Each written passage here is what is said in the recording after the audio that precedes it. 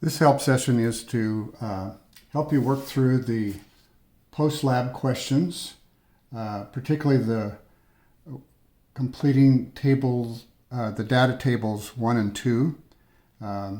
They sometimes are a little more difficult to understand logically. Mathematically, they're very simple, but just the logic of what they're wanting us to do. So, question number 1 asks, calculate the initial concentrations of the HCl solution before mixing them with the sodium thiosulfate solution in part A. And we're going to use these first 2 columns of data to calculate the initial concentration of HCl. And the equation that works great for this is an equation that really has to do with, it's very useful when you're diluting different solutions, and that is M1 times V1 equals M2 times V2. So M is the molarity, V is the volume, and this is before diluting, and this would be like after diluting.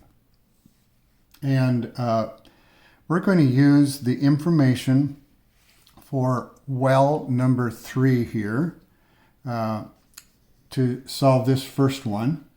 And you'll notice that the initial molarity given right here is 1.0 molar HCl. So we'll write down that M1 is equal to 1.0 molar. We know that the amount of HCl that I used is 1, so the volume 1 is 1 milliliter. And then after diluting it, we're diluting it with 2 milliliters of water, then the new volume is going to be the original 1 milliliter plus the 2, so for a total of 3 milliliters of solution. And they want us to figure out what M2 is. So putting that information into our equation, then we'll have 1.0 molar times 1 milliliter equals M2, which we don't know, times 3 milliliters. And if we take 1 times 1 divided by 3 is 1/3, and we're going to write this so that it has 2 significant digits. So that's going to be 0.33 molar. So that's our answer for this first one right here. So we're going to write in our answer right there. So that is the initial concentration of the HCl inside the syringe.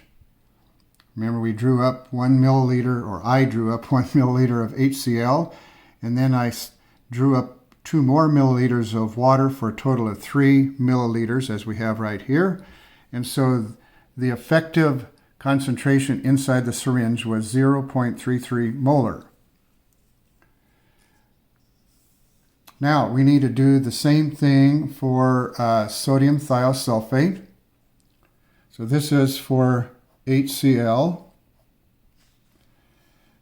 and for sodium thiosulfate, the original molarity is again given right here. It's 0.30 molar.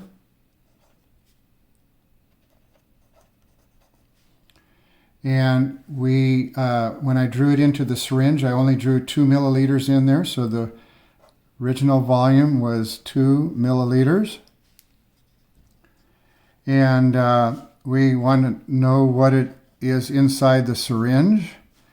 Well, the volume is, I didn't add any water to it, so the second volume is exactly the same. And I think you know that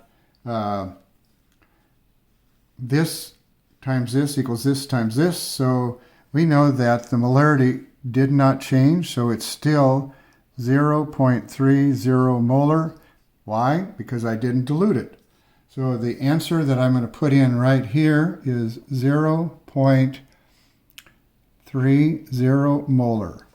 That's the concentration of sodium thiosulfate in the syringe before I emptied it into the well. So that takes care of question number 1. Now to do question number 2, they want us to calculate the concentrations of HCl and sodium thiosulfate solutions after I mix them together in the well. And if you think about this, first of all, we probably should do this, is that in the well, the total volume is going to be the volume of the acid plus the water I added to dilute the acid plus the volume of the sodium thiosulfate. That's a total of 5 milliliters. So our second volume in each of these situations is going to be 5 milliliters. Now, there are actually a couple methods that I can use for solving this. One is I use the original concentrations before I diluted either one of them, or I can use the initial concentration that was in the syringe. In other words, I'm using columns 4 and 5. I'm going to do the first one where I start out with the original amounts over here, these two columns right here. So we'll first do the HCl, and the original molarity of HCl when I drew it up in the syringe was 1.0 molar. The volume I drew into the syringe was 1 milliliter. And after we put this HCl that's been diluted into the solution of sodium thiosulfate, we will have a new effective molarity. It will be less because it's been diluted. We know, though, that the volume is 5 milliliters. So if I put that information into an equation, then I have 1.0 molar times 1 milliliter equals the new molarity, well, it's inside the well, times 5 milliliters. So this is 1 times 1 is 1, divided by 5 is a fifth, or 0.2. So our molarity of HCl in the solution, in the well, is going to be 0.20 molar. So that's the answer that will go right here, 0.20 molar. Okay, now using that same concept, but for the sodium thiosulfate,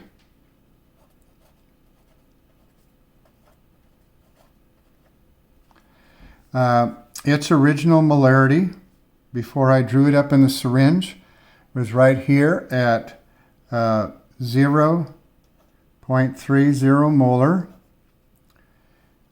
Its volume, the amount that I drew up into the syringe, was 2 milliliters. The molarity in the well, remember this is in the well,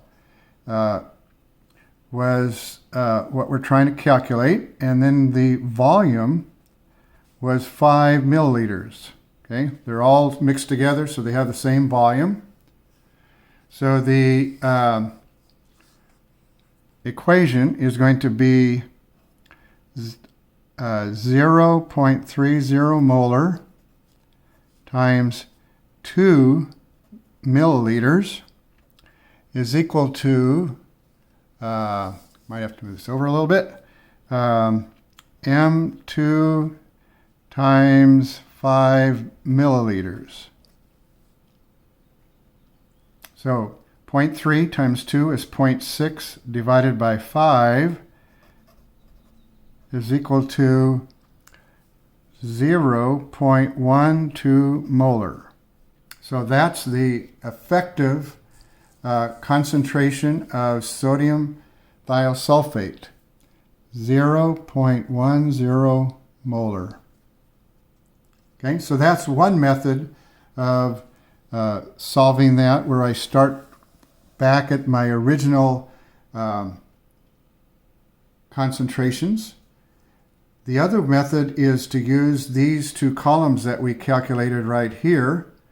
It's just the molarities and volumes will be different that I start with, but the method will be much the same. So we start out with a molarity here of 0.33 molar with a volume of 3. Now, if you look at the reason for that is I started out with 1 milliliter in the syringe of HCl, and then I added 2 more of water, so that's a total of 3. So the original volume here is going to be 3 milliliters.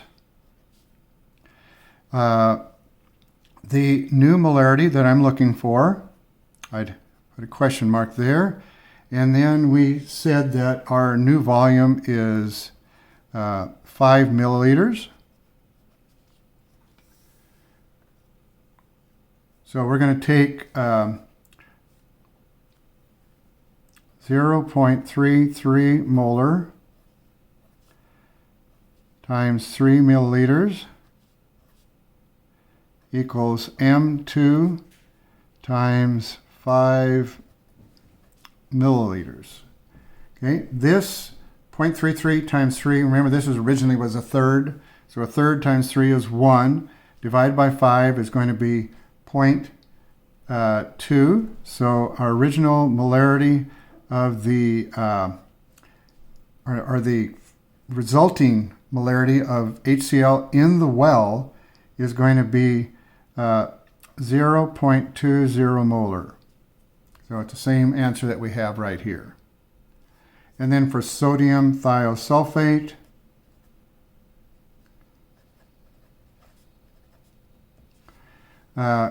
its molarity in the syringe was 0.30 molar. Its original volume that we used in the syringe was 2 milliliters. The new molarity, we don't know. And again, the volume of all of these solutions in the well was 5 milliliters. Guess I need to move this up so you can see all that. So then, putting the numbers into our equation, we have 0.30 molar times 2 milliliters is equal to M2 times 5 milliliters. So 0.3 times 2 is 0.6 divided by 5 is going to be 0.12 molar. Again, same answer we had up the other way. So there's just two ways of doing that one. Either one is okay. So this method that you use to solve this row, you're going to use to solve this row and this row. All these other rows are done exactly the same thing. Just follow that same method and you'll do just fine.